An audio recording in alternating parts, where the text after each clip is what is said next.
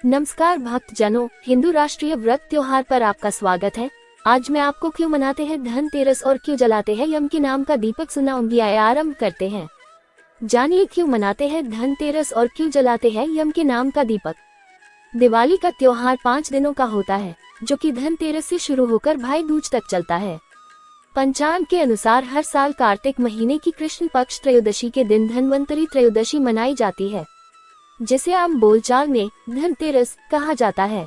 ये दिन मूल रूप से आयुर्वेद के जनक माने जाने वाले धन्वंतरी का पर्व है। इस दिन नए बर्तन या सोना चांदी खरीदने की परंपरा है। बर्तन खरीदने की शुरुआत कब और कैसे हुई, इसका कोई ठोस प्रमाण तो नहीं है, लेकिन ऐसा माना जाता है कि जन्म के समय धन्वंतरी के हाथों में अमृत कलश था। यही कारण होगा कि लोग इस दिन बर्तन खरीदना शुभ मानते हैं। पौराणिक कथाओं में धन्वंतरी के जन्म का वर्णन करते हुए बताया गया है कि देवताओं और असुरों के समुद्र मंथन से धन्वंतरी का जन्म हुआ था। वह अपने हाथों में अमृत कलश लिए प्रकट हुए थे। इस कारण उनका नाम पीयूषपानी धन्वंतरी विख्यात हुआ। धन्वंतरी को विष्णु का अवतार भी माना जाता है। परंपरा के अनुसार धनतेरस की शाम को यम के नाम का दीपक घर की देहलीज बाहर पर रखा जाता है और उनकी पूजा करके प्रार्थना की जाती है कि वह घर में प्रवेश नहीं करें, किसी को कष्ट नहीं पहुंचाए। देखा जाए तो ये धार्मिक मान्यता मनुष्य के स्वास्थ्य और दीर्घायु जीवन से प्रेरित है। यम के नाम से दिया निकालने के बारे में भी एक पौराणिक कथा है। पुराने समय की बात है, एक राजा हुआ करते थे और उनका नाम हिम था। राजा हिम के यहाँ जब पुत्र हुआ तो उन्होंने अपने पुत्र का नाम सुकुमार रखा और अपने राजपुरोहित से अपने पुत्र की जन्म कुंडली बनवाई। कुंडली बनाने के उपरांत राजपुरोहित कुछ चिंतित हुए। उनकी चिंताग्रस्त मुद्रा को देखकर राजा हिम ने उनसे पूछा, क्या बात है राजपुरोहित जी, आप कुछ चिंता में लग रहे हैं? हमारे पुत्र की कुंडली में कोई दोष है क्या? राजपुरोहित राजा की बात सुनकर बोले, नहीं महाराज, ऐसी बात नहीं है। कदाचित मैंने कुंडली बनाते समय कोई असावधानी की होगी, जिस कारण से मुझे जन्म कुंडली में कुछ दुर्घटना दिखाई दे रही है। मेरा सुझाव है कि आप एक बार इसे राज्य के प्रसिद्ध ज्योतिष से करवा लें। राजा थोड़े से आशंकित हुए और फिर से पूछा, पुरोहित जी, हमें आप द्वारा बनाई हुई जन्म कुंडली में कोई भी संदेह नहीं है। आप वर्षों से हमारे विश्वास पात्र रहे हैं, कृपया आप हमें बताएं कि क्या बात है। राजपुरोहित ने कहा, महाराज, राजकुमार की जन्म कुंडली की गणना करने पर हमें ये ज्ञात हुआ है कि राजकुमार अपने विवाह के उपरांत चौथे ही दिन सर्प के काटने से मृत्यु को प्राप्त हो जाएंगे। राजा हिम तिलमिलाते हुए चिल्लाए, राजपुरोहित जी, ये आप क्या कह रहे हैं? अवश्य ही आपकी गणना में कोई त्रुटि हुई है। एक बार पुनः से कुंडली को ध्यानपूर्वक देखें। यदि आप हमारे राजपुरोहित न होते हो, कदाचित आप इस समय मृत्युशैया पर लेटे होते। राजा हिम के क्रोध को देखकर राजसभा में सभी डर गए। पुरोहित ने हिम्मत करते हुए कहा, क्षमा करे राजन, किंतु यदि आपको कोई शंका है तो आप मेरे द्वारा दिए गए सुझाव पर अमल कर सकते हैं।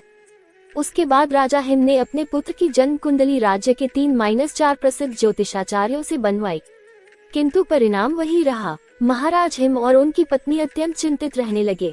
राजा ने दरबार में सभी को चेतावनी दी कि कोई भी इस बात का वर्णन हमारे पुत्र के समक्ष न करे, अन्यथा परिणाम भयंकर होंगे। राजा हिम को भय था कि यदि उनके पुत्र को इस बात का पता चल गया तो कहीं वह मृत्यु की चिंता में ही मर जाए।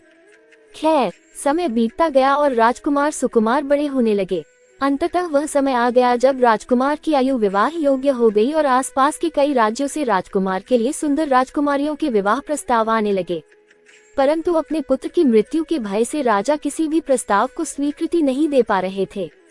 ये देखकर महारानी ने कहा, महाराज, यदि आप इसी प्रकार सभी राजाओं के विवाह प्रस्तावों को अस्वीकृत कर देंगे तो हमारा पुत्र क्या सोचेगा? जन्म कुंडली के भय से हम अपने पुत्र को उम्र भर के लिए कुंवारा तो नहीं रख सकते, और फिर मृत्यु तो सर्प के काटने से होगी। यदि हम महल में सुरक्षा व्यवस्था बढ़ा दे तो कदाचित सर्प के राजकुमार के पास पहुंचाने से पूर्व ही हम उस सर्प को मार गिराएं। राजा हिम को महारानी का सुझाव पसंद आया और उन्होंने एक सुंदर राजकुमारी से, जिसका नाम नैना था, से अपने पुत्र के विवाह के लिए स्वीकृति दे दी। राजकुमारी नैना देखने में जितनी सुंदर थी, बुद्धि भी उतनी ही प्रखर थी।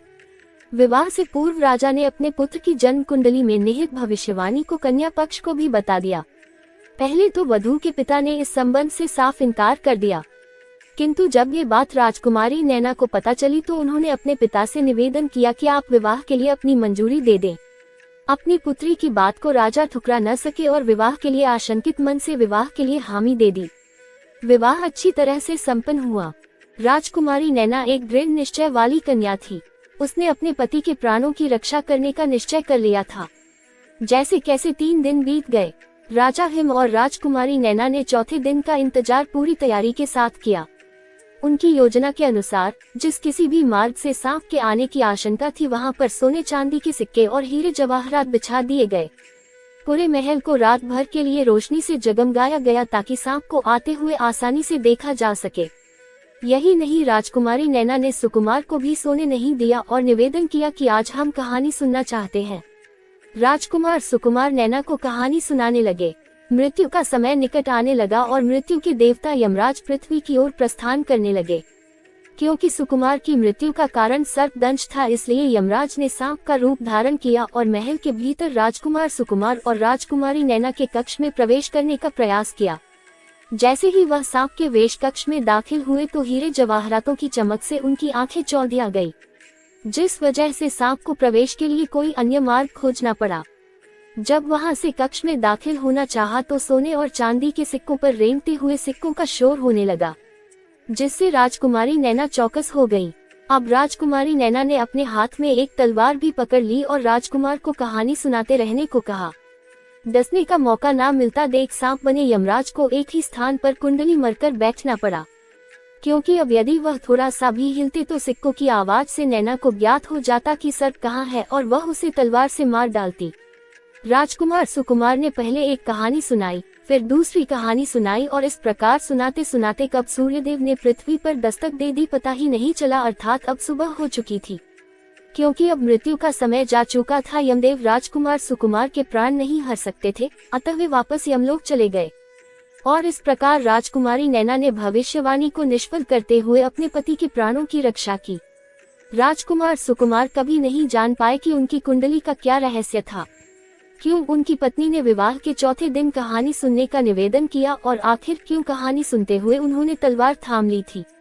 माना जाता है कि तभी से लोग घर की सुख समृद्धि के लिए धनतेरस के दिन अपने घर के बाहर यम के नाम का दिया निकालते हैं, ताकि यम उनके परिवार को कोई नुकसान नहीं पहुंचाए।